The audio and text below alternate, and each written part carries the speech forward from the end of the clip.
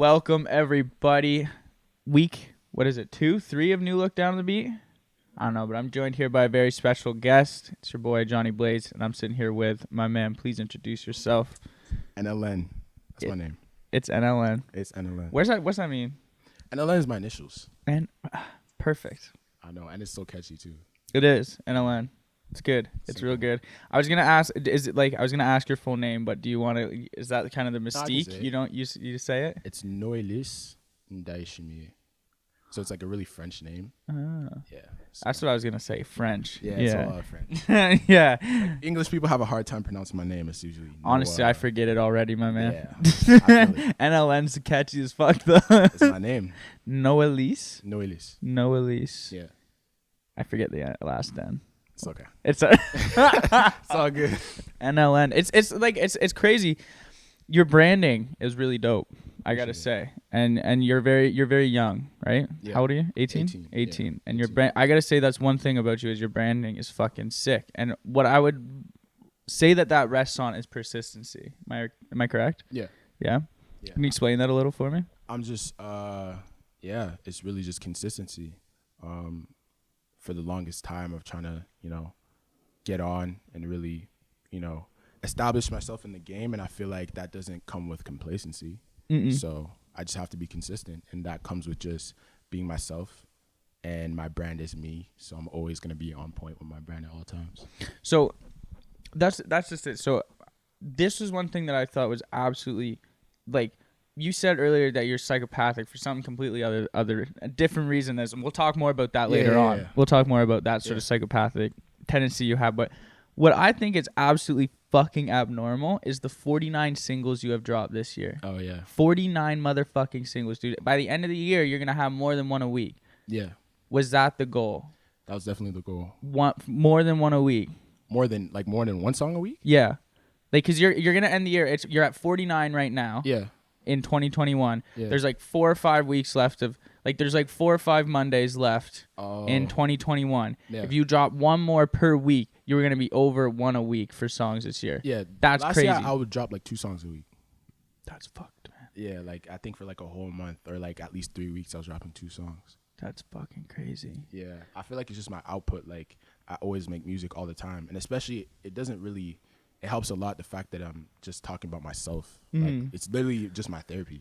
Well, do you find it ever to be like is it something that comes naturally? Because I was thinking, like, man, is this his game plan? Like, I feel like if I was in your shoes and being like, you got to put out a song this week, you'd almost burn yourself out or start to kind of like the well would run dry. You know what I mean? It's surprising. Like, I guess I understand it. A lot of people think that I just have like 200 songs unreleased and I just drop them, but like it's less than people think. Like, I be dropping songs, I be making songs, I'll probably make like 2 songs in a week, or just whenever I feel like it, and then that's when I'll plan, like, okay, I need 4 songs next month.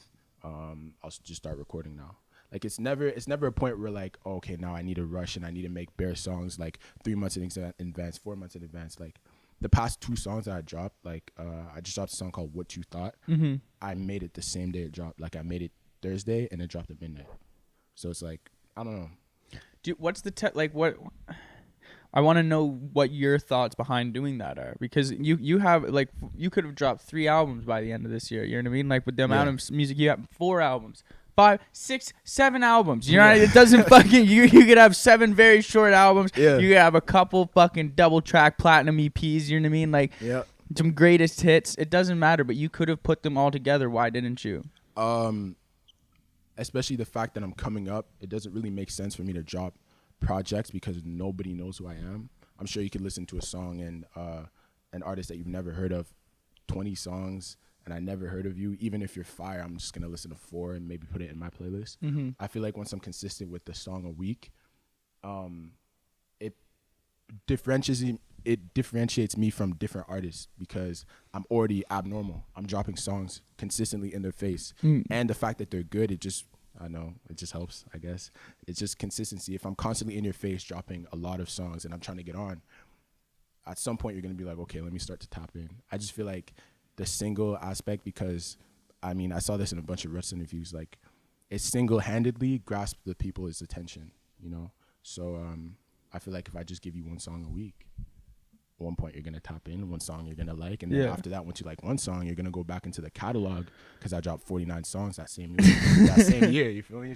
So okay, I gotta ask about this. Is that you're putting out 49 songs this year. Yeah. You can't think like you personally. I think they're all amazing. You said earlier like they're good songs. Thank you. Right? But do you ever feel like you're missing on some? Do you think you're like are you comparing them?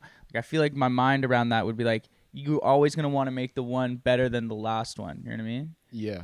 Do you ever feel like you don't do that? I've never really fell into the comparison of comparing myself with other tracks. Mm-hmm. I feel like every track is different in its own way, and I don't really look at it as a competition with self. I just look at it as I'm making music that I love, and I'm trying to put it out for other people to hear it.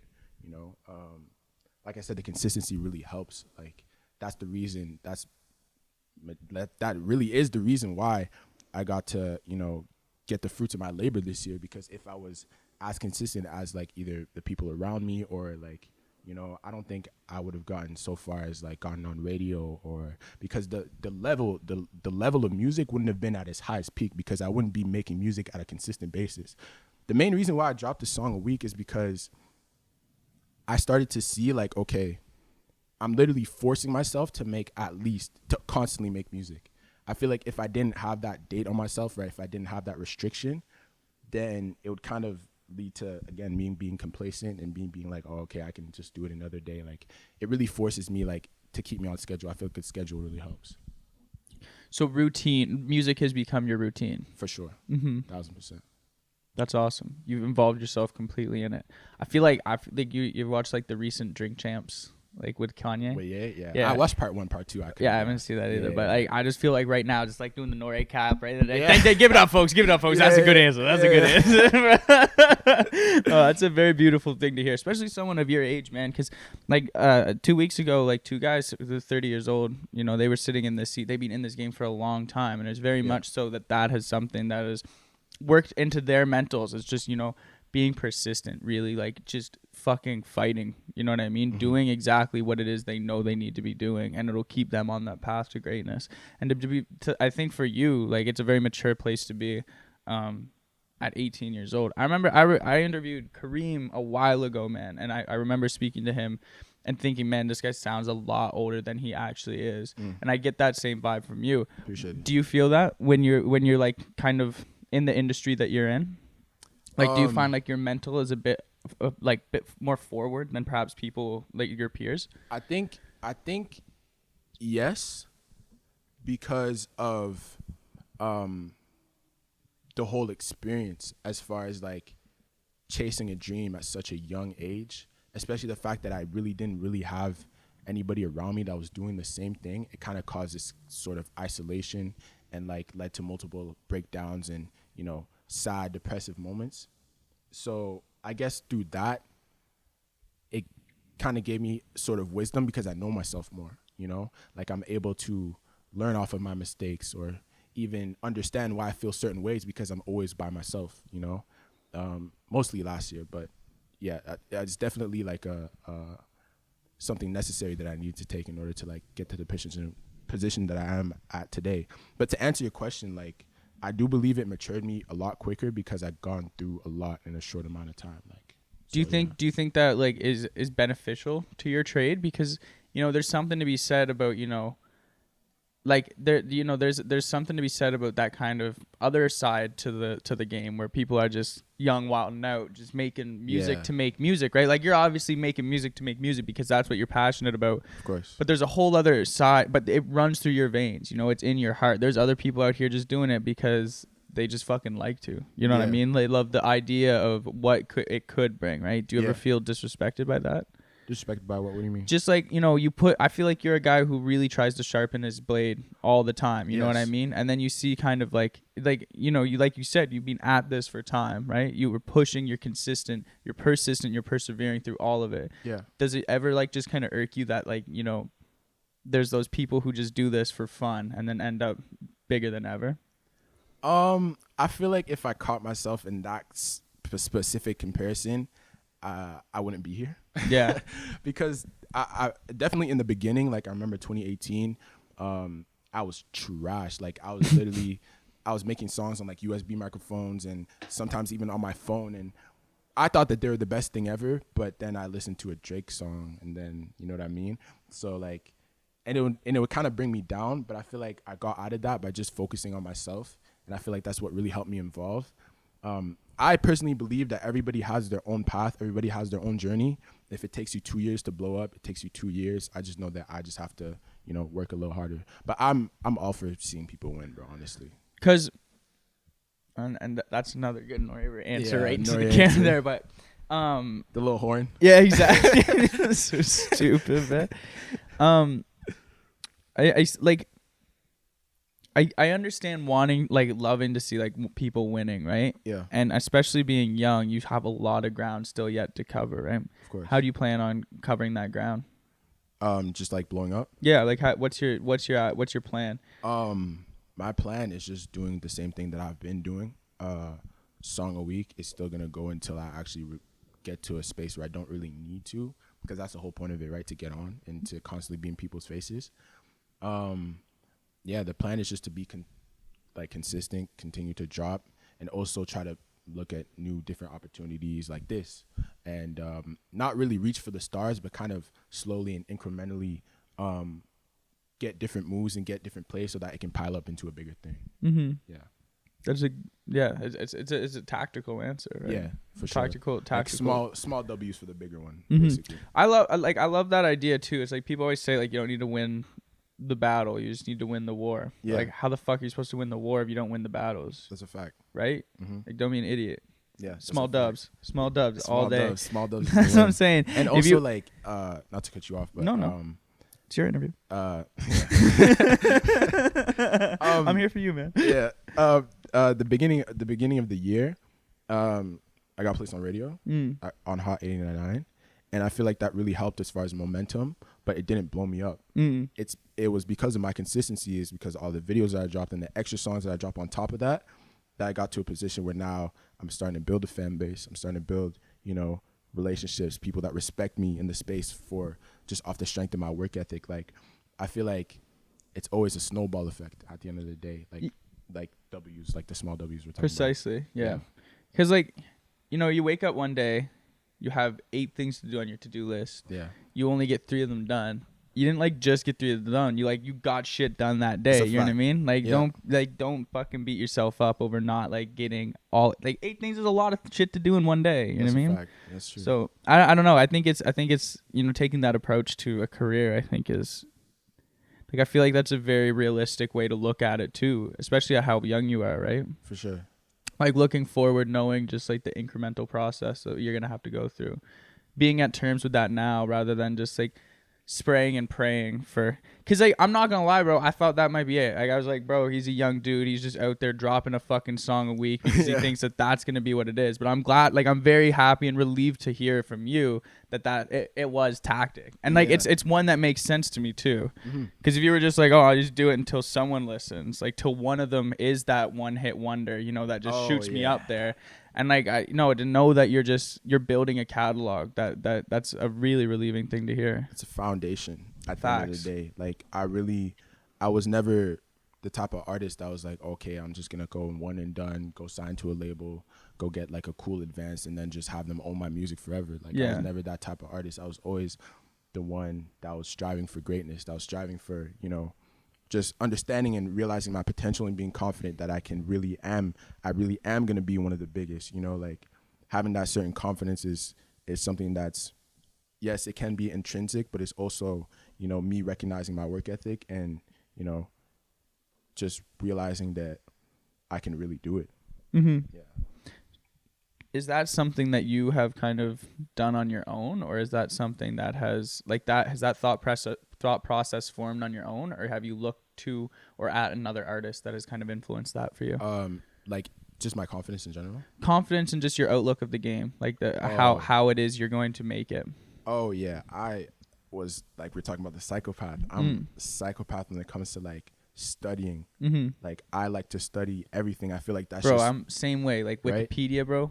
find me there, dude. Like, Yeah. I'm just like, find me there, bro. Like, I'm finishing movies before I'm even halfway through them because I Right. read the whole plot. You know what I mean? I Yeah. need to know what's going on. Deeper than that, looking at the actors, looking at their Facts, come up story, dude, where yeah. they came from. Yeah, like, I already know what movie I'm gonna watch by the end of that movie. You know I what swear, mean? yeah. No, that's really me though. Like Mhm. all of 2020, all it was just learning about the music business and just watching artist interviews. And that was just my day to day. That was my breakfast, lunch, and dinner. Basically, like that's Right. all I would do. So when I come back from school, I'd if I wasn't recording, I was watching an interview. If I wasn't watching an interview, I was reading a music business book. If I wasn't reading a music business book, I was reading an article. Like there was always information for me to learn, and I recognized that I didn't know everything. I didn't have all the answers. But yeah, my confidence was definitely, and the way that I'm going to approach the game was definitely modeled like by a lot of people that I admire in the game, like Russ. I was gonna say I hear Russ in your songs. You know what I mean? Appreciate like, it. Yeah. No, I I forget what song it was, but there was one I was like, this. You know? I said this sounds like fucking Russ. Yeah. Okay, I'm gonna let you say who your influences are, and then I'll say who I think your influences are. Cool. All right. So, we already mentioned Russ. Mhm. Russ is a huge inspiration for me. So it's not fuck Russ from you. No, definitely not. Yeah. Like I don't think there's a Russ interview that I haven't watched. Man, he gives good interviews. Like as much of like a fucking like as much as you can hate him because of them. I think no, like there's gems in those, man. Game. All he does is just empower up and coming artists and show them like the way, which is something that I really respect. So that's why I even started the Song a Week, is because I found it through him. So there's Russ, and also my introduction to hip hop was actually Chance the Rapper and Kendrick Lamar back in 2016. I remember just looking up Genius, because that's the first time that I really like discovered rap. Obviously, it was like around, but I never really was tapped in like that until I went on Genius and I just looked up like Chance the Rapper songs, and I discovered lyricism and like really double entendres and stuff. It was so foreign to me. So when I discovered that, and then when I discovered Kendrick, it's kind of like, hold on, like, what is this new thing that I just did? It was like a new discovery. You feel me? Like I didn't know that it existed. We'll talk about discovering rap music in a bit, but okay, I like that. Okay. So that was 2016, and also, I just feel like anybody that was like around my age that was in the game, I was inspired by. So then you get the Lil Tecca, then you get the Lil Mosey, you know, even if I didn't necessarily resonate with like the messages that they had in their music, just the fact that you were young and you were trying to make it in the game, like I could see myself in you, you know? So those are definitely some influences, just a name off the top of my head. I was going to say Russ was one of them for sure. Moray, kind of, I almost felt too a little bit. You got that kind of melodic vibe. Him mixed with like a little Roddy Ricch action going on. Okay, cool. You know what I mean? Moray, whatever. Yeah. And then like you've got the kind of, you're kind of encapsulating this whole like the new era R&B, like it's like the new age of hip hop, kind of like I don't want to say like Lil TJ and Polo G, but like that kind of era, that sort of side of hip hop, I feel like is what you're really embodying. And it's crazy because I listened to your stuff and I was saying to him, I was like, man, I don't know how like one of these hasn't fucking hit, because people love this music. Appreciate it. This is the type of stuff that people like. It has moody 16-year-olds like crying in their mirror all the time, bro. You know what I mean? Like, hey, just like sad as fuck at the end of the day at school, bro. Throwing a little NLN. Like, Darling, bro. Like, that would have had me fucking mad as fuck back in the day, bro. I would have just been like, oh, bro. Yeah, no. I was just sitting there. I was like, man, who the fuck hurt this guy, bro? Like, god damn, shorty, you suck. God. When you said shit like what you did was miserable, I'm like, I'm sure it fucking was, man. Jesus Christ. Okay, voice is crying in the mic. I feel that. No, but bro, like that shit would have had me fucking hurt, man. Damn, bro. I mean, with Darling, I mean, I guess we can talk about it. We can talk about Darling. Darling was a song that I made about like, oh wow, shoot. Okay, I'm really saying it. That was really a song that I made about like a friend. It was obviously a girl because it's a song called Darling. Was it a girlfriend or a friend that was friend a girl? that was a girl? Okay. And big difference. Yeah, big difference. Definitely a big difference, guys. Definitely a big difference. And we were basically talking, and we were literally just friends. And I guess the girl thought we were more than friends, and when she thought that we were more than friends, got into. She thought you were girlfriend. She was your girlfriend. She thought Not it just was your friend leading that was towards. Oh. She thought it was leading towards that, and Right. basically got on social media about it. And, started to do a few subliminals. That's why literally the cover art. I just was straight and blunt. It doesn't even say darling on it. It says I ain't into subliminals. So or I ain't into no subliminals, whatever it is. So I just felt like whenever I feel something deeply, I make a song about it, and that was definitely a song, and it's really resonating. Like I had someone hit me up, funny enough, about Darling, and said I was dealing with something with my girl, and I guess they weren't together. Like a girl broke up with him or something like that, and Darling helped him go through it. Well, dude, like that's what I'm saying. Like I was sitting there, I was like, don't cry, man. Don't cry. Yeah. He's gonna be here in 30 minutes. Don't fucking cry, dude. Yeah. I know it's a perfect track for it, and it's very heartfelt. And like that was one of the ones where I was like, I had kind of questions like, man, how old is this guy? Like, that's a deep track. Thank you, bro. Thank you. No, I really like to tap into like my emotions and stuff. I feel like I'm never scared to be vulnerable in a song, and I feel like the most vulnerable songs oftentimes are the best. It's like you said, it's therapeutic, right? It's therapeutic for me, and it's also relatable to whoever's listening. So they might not have them necessarily the same situation, but I feel like even with me, I feel like what sets me apart of a lot of different artists is that you can hear my emotion in my songs, and because it's real. It is. Yeah. It really is. Real emotion. Yeah. And that's fucking sick, man. Thank you, bro. Yeah, real emotion, guys. Real emotion. Give it up. Yeah. It's hard. Yeah. Do you find it hard to come by these days? Like when you listen to music yourself? Like, I don't know. Like you probably don't listen to just your own music. Like when you're out there traversing through the world of music. Are you finding that you're connecting with a lot of it, or do you find like you are not? I don't know. I feel like it's just I like what I like. Right. What do you like? Those influences I said, Russ. Right. I listen to a lot of Kid Laroi. Yeah, you know Kid man, Laroi. that fucking my girlfriend. She plays his new album "Fuck Love 3" or whatever a lot. Man, that guy fucking rips. He's hard. And like, okay, that's actually hilarious because like, whenever I'm thinking about him, I'm like, this kid's like, he's 17, bro. He's 18. He's my age. He's 18 now. Yeah. I thought when I just Googled it like 2 months, he might be 18 now, but I was reading it. I think he was still 17. Yeah, he was 17 this year for sure. Yeah, but he like whenever he's just like singing about like, just like, oh my god, like that's the one thing that I was really liking about your music. In comparison to that, it was like you aren't just like when I'm sad, like I pour up the Henny, like bitch, like I was like, who the fuck heard the Kid Laroi, you little fucking Australian? Like nothing bad ever happens there. Chill. Yeah. No, yeah, for sure. Yeah, I guess I just cope with it differently. I don't know, man. My coping mechanism is my vice is music. Right. Yeah. Yeah, so I just. It's just so confusing me. I'm like, bro, you just literally hang out with Justin Bieber all day. Like, when do you have time to rip Henny shots because your girlfriend broke up with you? But you feel go back to class. A lot of in opposition to that too. Like, there's a lot of times where I guess celebrities feel like, well, they are distant from like the average person. They deal with certain experiences that like the average person will never be able to relate to because they will. If you're an average person, you won't be famous. You know what I mean? So it's like, yeah, maybe he deals with like different issues. I guess definitely finding a girl is hard. Going up, I know that can definitely be an issue. And yeah, I mean, depression is real. It doesn't matter how much money you have in the bank. You can still be sad. So yeah, or how many hit songs you have. How many hit songs. All right. Or how many great podcasts you record a week. Check in on your friends, folks. This is your weekly reminder. For a fact.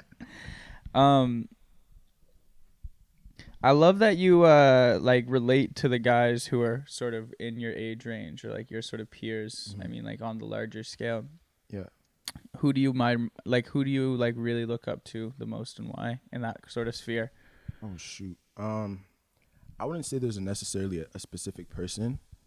I just see relatability. It's tangible to me. I'm the same age and you're at a position that I want to be in. So not necessarily a specific person, more so just like the age range and, especially if you make good music and seeing the interaction with the fans and stuff like that. Like that was stuff that I used to dream of, like someone listening to my music and being inspired by it. Like, that's something I used to dream of. So the fact that I'm seeing you do it and you're the same age as me, that just further confirms that I can do it too, you know? How are you going to measure your success? Or how do you measure your success? I know we talked about small W's, but yeah, what do those look like for you? Shoot. I guess those small W's are definitely success. Like, I really, like, radio was definitely a big one. Radio was definitely a big one that I could say, like, I definitely succeeded. But I guess measuring success, I don't know. I feel like I'm never really going to know once it really hits me.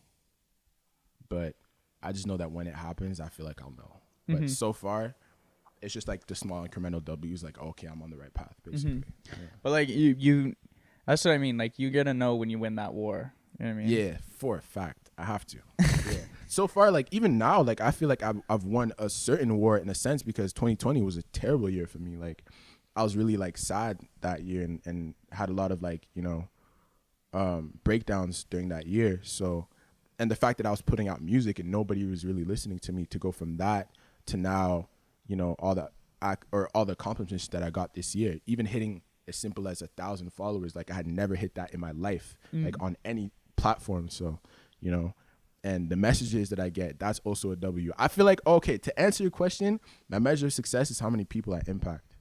I feel like that is crazy. Like, I just got the other day, like, someone sent me like you know, when you reach the amount of, like, you know, when you're in the DM and you reach the amount of text that you can send, like, you know, like, there's a maximum limit of, like, the amount of text.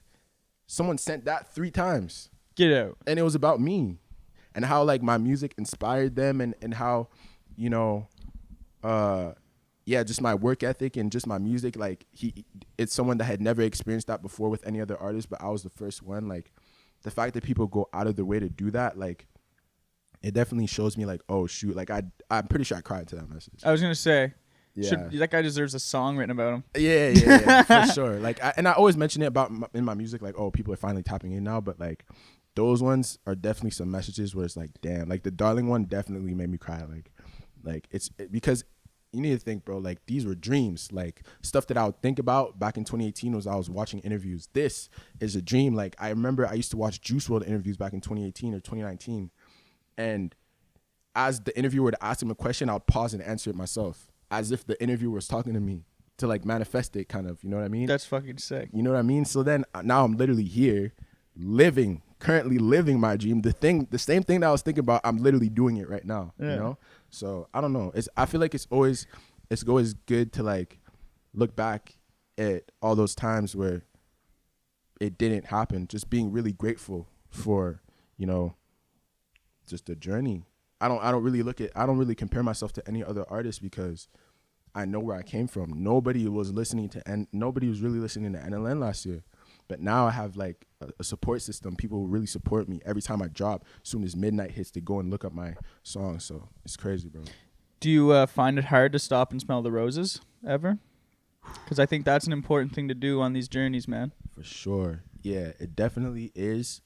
I always try to stay grateful, and that's really something that I know I'm never going to forget. Like, I can't get jaded to this, bro. Like, this was literally a dream of mine. So, but I find myself, especially now, it's dumb, but, like, I hope someone out there can, like, relate to this, where I get, like, so many positive messages that it kind of stops, like, it becomes kind of dull to me, in a sense, where it's like, it's not that I'm not grateful or appreciative, it's just that I hear it and I respond with the exact same thing. Yeah, thanks, you too, kind of thing. Yeah, you know what I mean? Yeah. So now what I try to do with, like, my fans and my supporters, my real ones, is that when they send me, like, something like a DM, I send a voice message. Nice. Instead. Because, like, I always, this is going to sound stupid, but, like, back in the day, when you just get happy birthdays on Facebook, you know what I mean? You had, like, less friends back at the start, so you'd be sending personalized comment responses back to everyone. Yeah. Now I'm just sitting there fucking like, you know what I mean? Yeah. So I like the idea of the voice message. And that shit probably goes a long way with, like, the person on the other end of that, right? Yeah, like,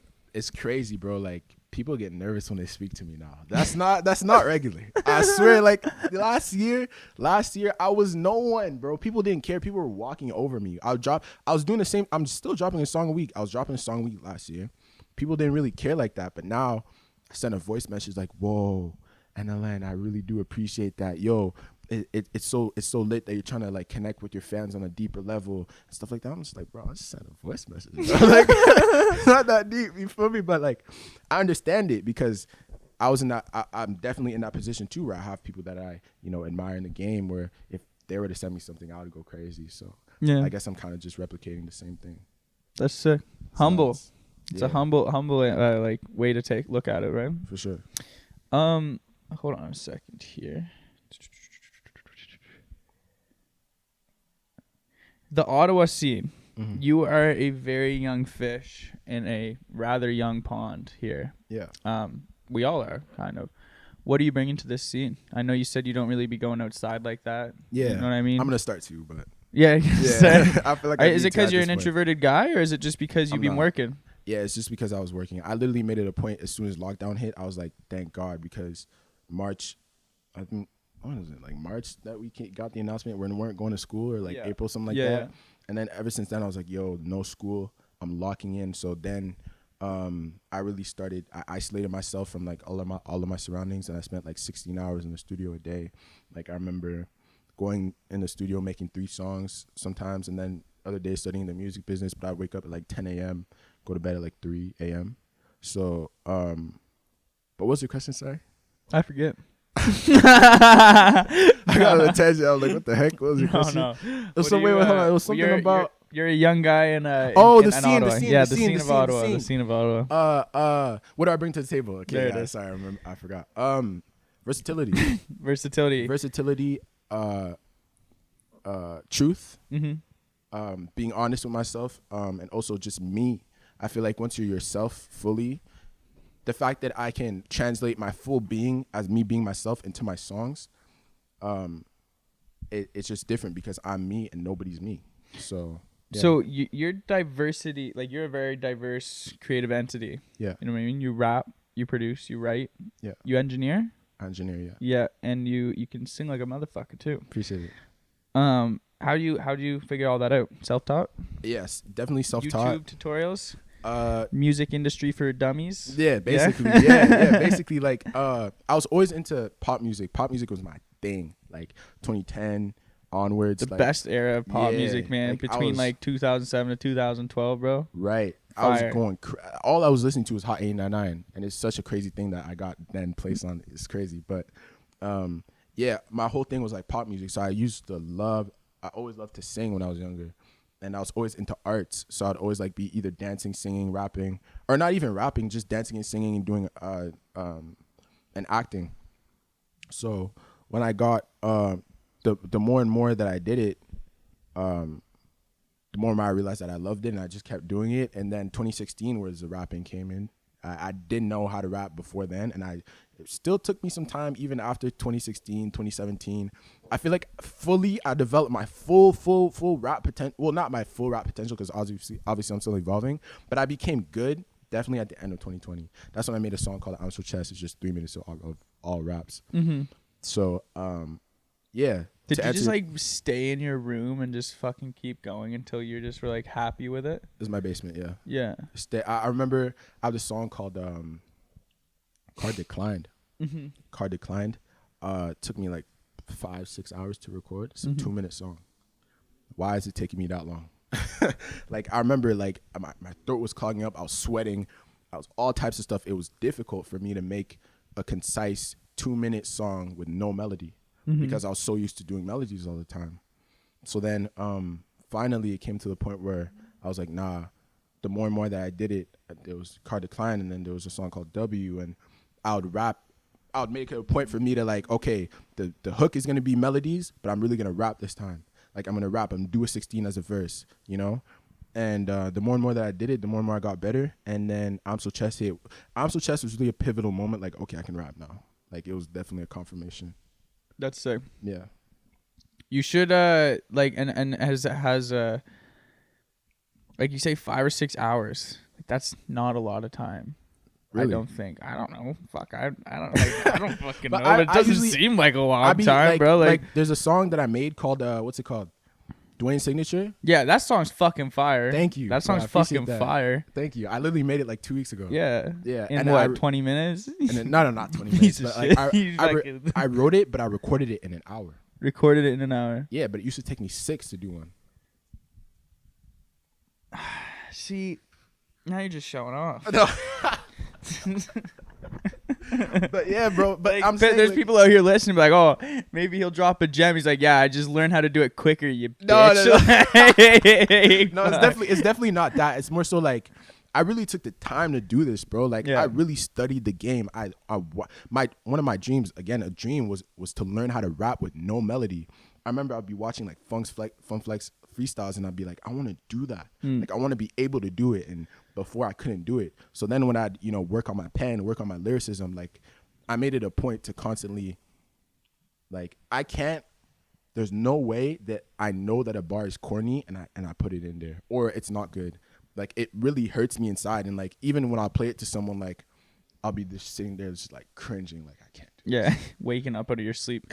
Yeah, like it traumatizes me. Like, so every bar that I do, like I try to make it a point where, this means something to me. Even if it's filler, even if it's something, it's a part of my life and it means something to me. How important is that, how important do you think that like sort of sentiment is, not only in your music, but in music around the world? Super important. Mm-hmm. What's it called? Super important, bro. Really. Substance. That's the word I was looking for. Substance is everything. Even I feel like in the poppiest of pop songs, like I feel like I just need to have substance, something in there that someone can be and like listen to it and be like, damn, this is crazy. At least one lyric where it's like, I can really relate to this. And I feel like I'm always gonna somehow have that because I'm always talking about my life, and everybody's living life. So at some point it's gonna be relatable. So yeah. At some point it's gonna be relatable. Who are you trying to relate to? I'm personally not trying to relate to anyone. I'm just being myself. But as far as like, I know that me living my life, me living my truth, like Darling, for example, all these examples, someone's going to be on the other side and be like, damn, I've been through that too. Are you doing it though because like, you're like, someone's going to relate to this? Or like, is that sort of something that's in the very back of your mind? Like I'm sorry, but I find it insanely hard to believe that this is just therapy for you and you're just out here on this journey. Like, it's a very beautiful story, but there has gotta be you're too relaxed. Like, there's something fucking wrong here, man. Like, there's gotta be someone in the back of your mind being like, bro, take over the world with this shit. Oh, no. I'm trying to be the biggest artist in the world. Don't get it twisted. I needed to hear you say that. No. Okay. Was that coming off too like humble? Not like a little bit. I'm not gonna lie. I needed you to talk some shit here. Okay. Because I was saying like me, like all my life, right? Arrogant. Oh, dumb it down. You're too full of yourself. That's all I got, bro. Here, like, this is what I needed. This is what I wanted to see. Okay. For sure. Yeah. I've always been a confident person. Mm-hmm. Always at all times. I feel like it rubs people the wrong way. Like I'd get in trouble. I'd get in problems and drama in high school just because I was being myself. Like I was so confident and like people would get mad. You know what I mean? People would feel some type of way just off the strength of me. That's being scary me. To people, man. Yeah. Confidence and big personalities. That's a very intimidating thing for people. Exactly. So, I was always a confident person. So when it comes to my music, like I definitely believe I'm the best. I feel like you can't be in rap and not believe that you're the best. So are you conscious of like trying to not be sort of, like that person you once were? Like, are you trying to relay something different through your art? Or what do you mean? Like, you're a very, like, I know that you're confident, right? Yeah. But are you, like, when you're putting this out, are you are you consciously trying to like, just like not relay that as much? You know what I mean? Like, do you know what I'm saying? Like I hold it back basically? Like you're not like, yeah, exactly. Do you like try to keep a bit of the personality out of it or like try to dumb it down, dumb your personality down to make it more marketable perhaps? No. Good. I don't at all. Right, perfect. Yeah. All of my songs, like you'll hear it. If you really listen to the lyrics, you're like, okay, this kid is like, who does he think he is? Like, like he must have like 5 plaques under his belt. Well, dude, like 444, 444 plus 444. Yeah. Like that one there, you came with it, bro. Thank you. You know what I mean? Like you have these tracks where you come and spit and I'm like, yeah, that's fucking sick. But there's still a very certain air of humbleness to it. And I think that was, what was really astounding to me because of your age for one, and just like the amount of like how refined it sounded. Yeah. You know what I mean? Like it didn't sound brash. It didn't sound like you're 18 just trying to fucking shoot for the stars. Like, yeah. You know what I mean? It didn't feel like the spray and pray sort of feel to it, but I didn't really know what it was you were going for. So it's kind of cool to hear that, I gotta say. That's the right answer. You passed. Thank you. When could we expect an album or anything? Any collabs? Like, I know that, like, you know, I know you're a very persistent guy, and I imagine you're pretty busy, but, like, I mean, would you ever kind of put that in your head to, like, kind of maybe just start venturing out and working with people? I know that's something you said you would like to do. Definitely collabs is something I'm trying to do. I'm never the type to I feel like I'm very picky with collabs. I don't want to just collab with anybody just for the sake of collabing. Like, I really, if I'm going to lock in with the artist, I want it to be really important. I want it to mean something. And I also want to, I have to think that you're dope. You know what I mean? Like, I have to think that you're fire. So as far as like collabs, it's like this podcast, you know, no weak guests. Yeah, no cap. Collabs is definitely something I'm trying to do in the future for sure. But as far as your album, the album you mentioned, I'm trying to release an album when I blow up. I feel like I have huge expectations for that album, and I feel like releasing it on deaf ears is not something that I'm really trying to do. I'm trying to make it like a big moment. It won't do you justice. Exactly. What about mixtapes, EPs? I've had compilations. I've had EPs in the past. I'm never against doing an EP. I already put out bare music anyway, so it's like doing an EP wouldn't really change or switch anything. But yeah, no, I'd be down. You should do curated playlists. It's all of 2021 in a playlist. I have that. I have that on Spotify. Yeah, I have like different types of songs for my I have like over 130 songs out already. So like on my Spotify, if you look, there's like an artist playlist, and there's like the rapping, and then there's the rapping with melody. I think the rapping with melody is called Smoothie, and then you know, I have like different like new age stuff that's called like Out of This World or something like that. Like I categorize like my catalog in like different ways on Spotify. That's dope. My fucking bitch ass using Apple Music over there, bro. Apple Music is on there, but I can't categorize it on there. Yeah, it's fucking classic Steve. Classic Steve Jobs. That's what he died for. Us not to be able to categorize our music like that. Damn. Okay, say you're the biggest artist in the world. What is it that you're bringing to the music industry? The same thing that I said for Ottawa: versatility, honest truth, talent, skill. I really do believe I'm a skilled rapper. I believe that I really believe in my rapping ability as much as I love melody and as much as I love singing. And also versatility. I can go make a song and bar up with Drake, but then I can also go make a song with Billie Eilish. I feel like that's really important, and it's gonna create longevity in the game, which is my ultimate goal. Is there anything you see wrong in the music industry right now? Anything wrong in the music industry? Anything that just doesn't feel right to you? For me, it's all the like. I find there's a lot of like. I feel like there's a lot of backdoor shit going on. Oh yeah, like, you know, like labels. Like like and that was, you know, your sort of like your love for Russ, I think is kind of like, I think that's a dope thing, is because he really does push for the independent artist. Yeah. You know what I mean? The guy who's out here for himself, and like rest in peace Young Dolph, rest in peace King Von, but those two guys too are two names that I know, like, just, you know, stayed, they owned all their masters, you know what I mean? Like, they're independent artists to the bone, you know what I mean? Is that something that you is that the route you were looking to take? Definitely the route I'm looking to take. I'm going to own my masters. I'm going to own my catalog for sure. I have too many songs on there for them to, and I have a line, I forget in a song, it's called +1 or something like that. I said, oh no. When you got 130 of them motherfuckers, yeah, you start right? forgetting him, right? It's called Dwayne. It's Dwayne's signature. What he's talking about. I said I put in 100% to get paid 100%. I'm not gonna go and relinquish my independence just for a 15% check when I know I put in work to get 100. So, but as far as like what I don't like about the industry, I don't like that labels are trying to take advantage of artists because of the fact that they were either naive or didn't really understand the what relinquishing your independence means and giving away your masters, and, you know, all that kind of thing is kind of,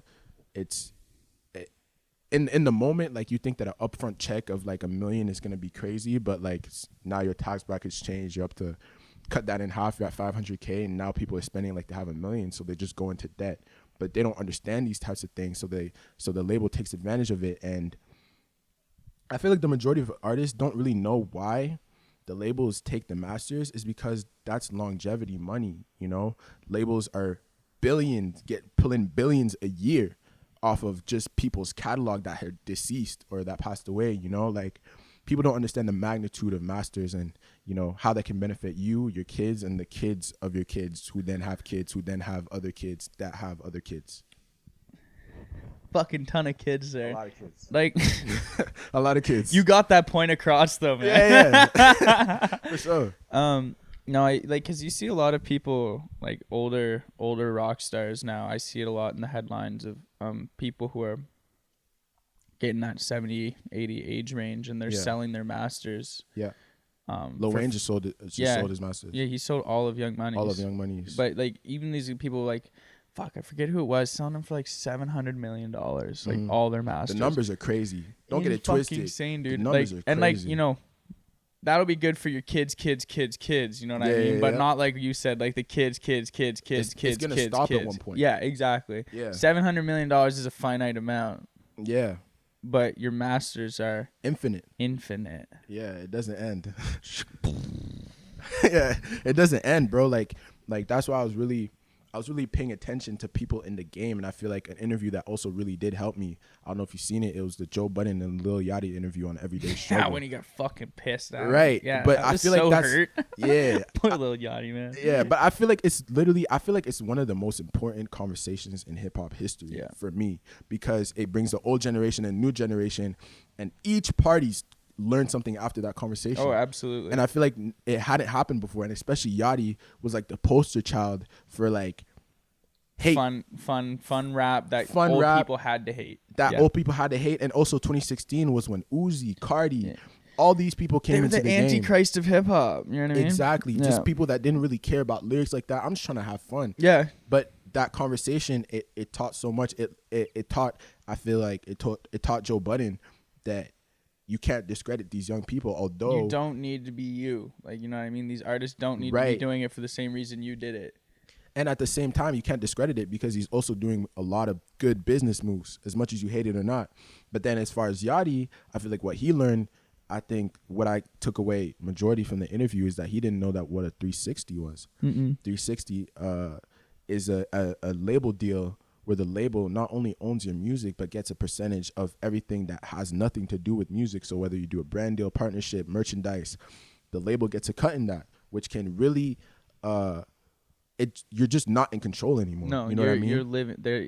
Yeah, there's so many different things living vicariously through you. You know what exactly. I mean? Like profiting vicariously through you. You can't even claim that you're a boss. No, there's so many people, and especially like, and not to discredit Yachty. Like I love Yachty, but Yachty signed a QC, signed a Capitol, just signed to either Universal, Sony, or Warner.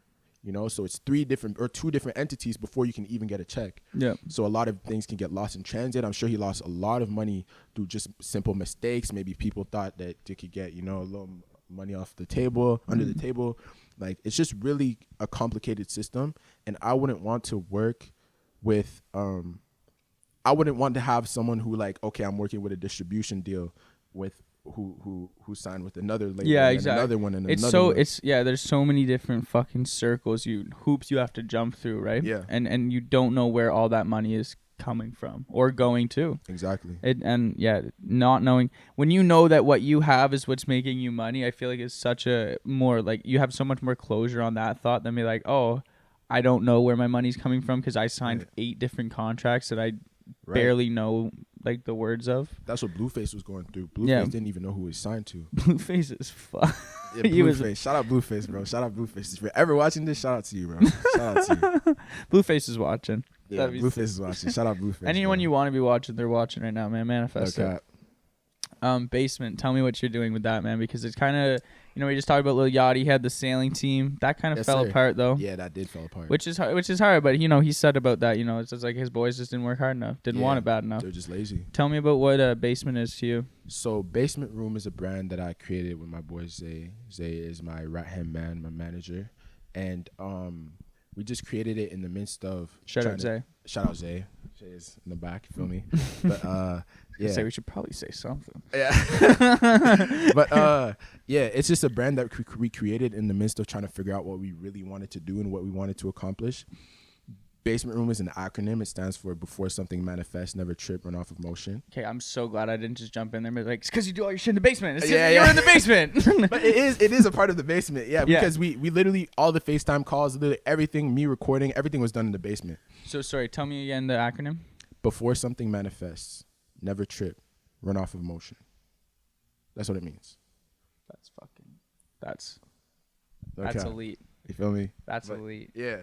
That's a fucking like 8-letter. I know, like a That's hella like long a acronym. 10-letter acronym. Like that's Yeah. like fucking. That's a good 70 points in Scrabble, man. Like Yeah. that's fire, bro. But you can also divide it because all my songs, like, I'm sure if you listen to one song, you're gonna find Basement Room in there because I always talk about it. You can divide it. You can do BSMNT, Before Something Manifests, Never Trip, which is already a message in of its own. Right, that's And what's in your another Instagram one bio. that is exactly. And then there's Run Off Emotion. You know, like, yeah, it's just self-explanatory. Mind blow moment 2 of the interview. Jeez, Yeah, like, that's a really. new record. Tell me what it is, though, please. Basement Room. Mhm. Oh yeah, it's clothing for now. It's clothing. Just clothing? Yeah, just clothing. This is actually just a sample that we're just testing out. We have more samples on the way. We're kind of just building the website right now. But yeah, sooner or later it's gonna branch off into different things. But it's gonna be fire for sure. That's Definitely look dope. out for it. And it's definitely gonna be the city's uniform, like OVO. Nice. That's what I'm trying to do. I love it. Yeah. That's like a, that's one of those things that you're just one of those like small successes. You're walking down the street and you just see someone in those. Crazy. right? Oh my god. When that happens, bro, I'm gonna video it. Dude, there There's was no one way. time. There was one time like I was just like I was in line at a bar and someone's like, "You're from that podcast." I was like, Say swear. "Fuck yeah, I am, dude. Yeah, you goddamn I know, right, yeah. man." That's so hard, isn't it? Yeah, dude, that's what I'm saying. Like I What? feel, Yeah. same thing. I feel like if you just saw someone just rocking one of those, that'd be dope. And getting noticed out in public is also a Yeah, new I was thing. fire. Yeah, that is a new thing for me specifically because I was locked in 2020. Nobody knew who I was, as I said again. So now we're walking downtown. Before that, me and Zay were out just shooting videos, shooting pictures for like my IG and stuff. And we went into the washroom, and I was just kind of like getting dressed. I had a change of outfit. I changed clothes, and I get outside of the stall, and someone stops me. He was like, "Yo, NLN." I'm like, "Yo, it's good." Then he's like, yo, blah, blah. And he was talking about something, one of my songs and stuff like that. He said he saw me off of Snapchat and stuff like that. And he's like, yo, can I freestyle for you right now? I swear on everything that I love. This nigga had a snack and a computer. He opened the computer, looked up type beats on YouTube, and freestyled for me in the washroom at Rito. I swear. I can't make that up. That was one of the most crazy, and that was my first encounter with one was second. That was my second encounter with someone that listened to me in real life. Yeah. Ever. He freestyled for me in a washroom. And he really did. And he was nervous, which I understand it. You feel me? That's crazy. Why are you just deciding to do this? You feel me? Like, probably like, nuts. man, this guy just wants to wash his hands after his shit and I'm about to freestyle for him, bro. It was crazy. He was in there for a long time. He noticed you by your shoes peeking underneath. And then another time, me and Zay were walking, and we were literally we were just walking downtown near Rito. Same day. This is the same day. I think I had like 700 followers, maybe 800. Dude, I got 2 the same day too. I only told For you real? one. Yeah, It's crazy. I knew we had a lot in common. Yeah, but my guy didn't open a pod or like a laptop and start like trying to make fun of a news story for me. yeah, you feel me? Yeah. What was the second time though? What's it called? Yeah, we were walking, and it was near Chateau Laurier. Yeah. And we were walking, and someone just goes, I hear my name, right? So then, you know those ones where you kind of just look, you kind of just don't. You might like, nah, look I'm just around, high. You might just look back, Yeah. and then there's someone behind you type vibes. You Yeah. feel me? Like, oh, okay, it wasn't me. Yeah. But like, bro, it was like a 20. I think it was like 24, 25. He was maybe 24, 25-year-old. He's like, yo, NLN. Comes up to me. I'm like, yo, what's good, bro? And he's like, yo, I love your music, bro. Like, I'm like, oh, shoot. Mind you, ask this guy. I was freaking out. In the moment, I was like, yo, what's going on? I started stressing. And then he's like, yo, can I take a picture with you? I was like, yeah, sure. This guy wasn't even stressed. He took the phone right away. He's like, yeah, take the pic. Me? I was stressed. I didn't even know how to pose. I was out there looking all weird. Like, you feel me? Like, I didn't know what to do. You know what I'm saying?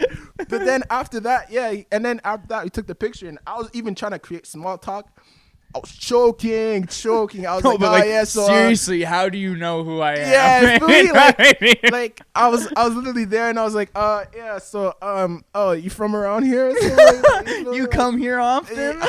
Oh my gosh, like it was crazy. And what's crazy about it, I don't even feel embarrassed. You feel me? Because it was definitely not a reality for me. And like I said, dreams are coming true. That's just as much of a new experience for you as it is for them. You know what I mean? Yeah. And it's crazy. Dreams are coming true. Like I couldn't even imagine that happening 2020. And it didn't, because I wasn't even at that level yet to the point where someone would even go out of their way to take a picture with me, you know? But the fact that I'm experiencing these things now, it just goes to show, like, it's going to happen.